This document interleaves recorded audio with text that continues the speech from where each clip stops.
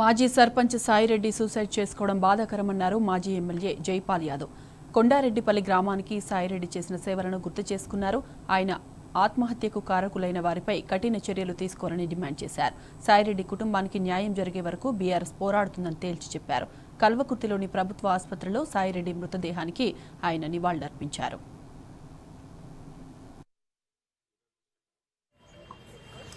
Senior నాయకుడు కొండారెడ్డిపల్లి గ్రామ వాస్తవ్యుడు, ఒక మంచి నాయకుడు సాయిరెడ్డి గారు. 2 టర్ములు ఆయన గ్రామ సర్పంచ్గా పనిచేయడం జరిగింది. గ్రామస్తుల అందరితోటి ప్రేమ, అనురాగం, గౌరవం కూడా పొందడం జరిగింది.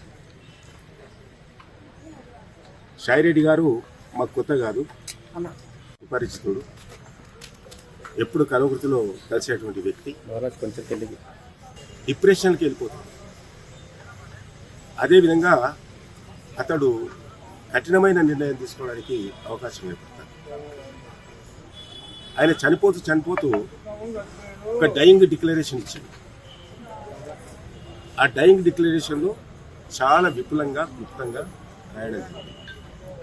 ఎందువల్ల నేను ఆత్మహత్య చేసుకుంటున్నాను, కుటుంబ విషయాలు కానీ, బంధుమిత్రుల సమస్యలు కానీ, గ్రామ సమస్యలు కానీ లేవు.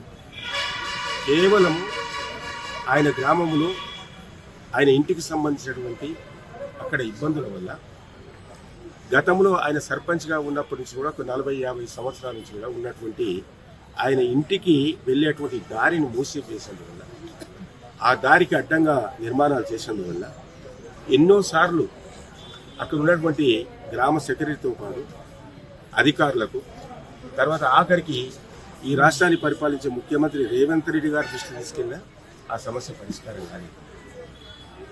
ఆయన దాంట్లో పూర్తిగా నిరాశతో, నిస్పృహతోటి ఇక కాదు ఇది, ఇక నేను ఇన్ని సంవత్సరాలు గ్రామానికి సేవ చేసిన, నాకు 84-85 సంవత్సరాల వయసు, ఈ వయసులో కూడా నన్ను ఇబ్బంది పెడతారు, నేను బతికితేంది చస్తేంది అని చెప్పి ఒక నిరాశ, నిస్పృహతోటి ఆయన నిన్న సూసైడ్ చేసుకోవడం.